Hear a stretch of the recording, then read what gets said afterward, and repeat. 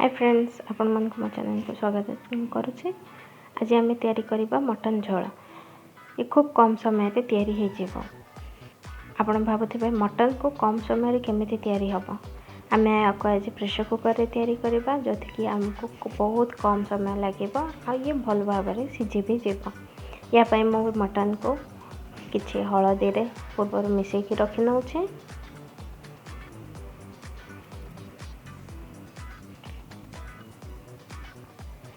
यापर मसला अलैच लवंग दालचीनी तेजपत्र अदा रसुण गोलमर्च सब पेस्ट कर नबा। कटा पियाज मसला पेस्ट आउ मटन इथिरे आज आम तैयारी करबा मटन झोल।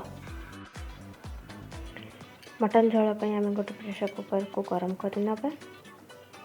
से आम सोरष तेल 3 ରୁ 4 ଚାମଚ पकई नबा। तेल ताती आसिलानी पियाज पकई नबा। पियाज ब्राउन होला पर्यंत याको भाजी नबा। गोल्डन ब्राउन हो सारी एबे आम एथिरे हळदी गुंड पकई दबा 1 चामच।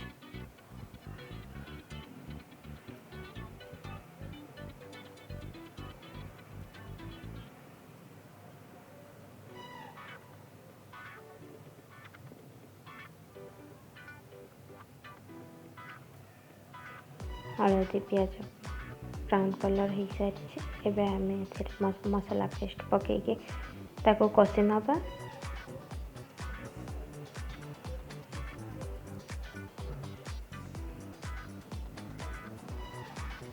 मसला आमर तेल छाड़िला पर्यंत या को कषि नबा।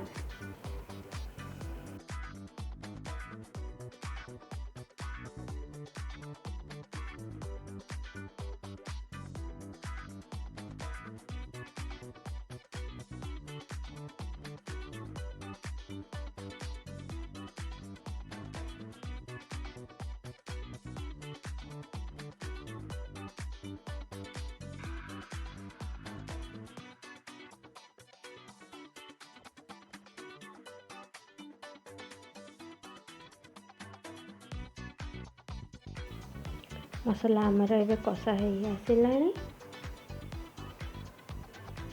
एबे आम एथिरे मटन पकई नबा।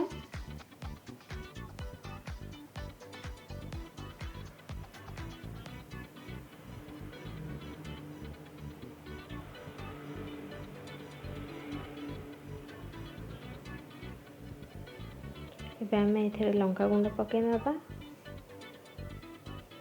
फ्रेंड्स, लंका गुंड आम मटन पकई सारला पर ही पकेबा। पूर्वर लंका गुंड पकेबा नहीं। आम एथिरे स्वाद अनुसार लुण पकेबा और मिक्स कर नबा।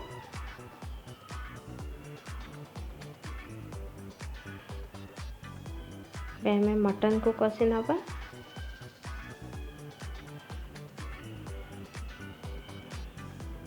एक भल भाव में मिक्स करके कषि नबा।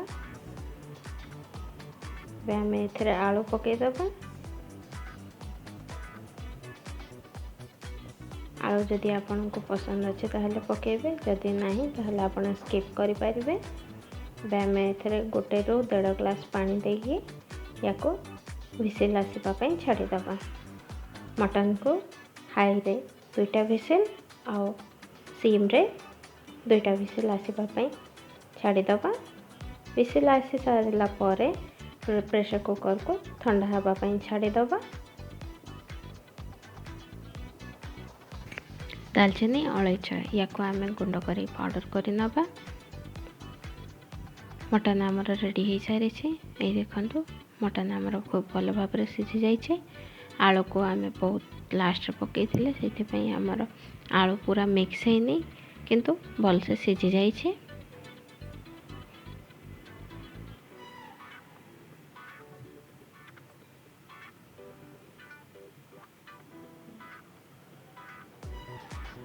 एबे आम एथिरे दालचीनी अलैच पाउडर पकई नबा।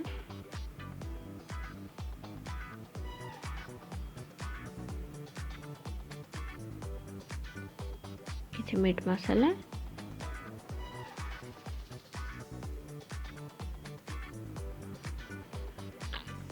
କଟା ଧନିଆ ପତ୍ର,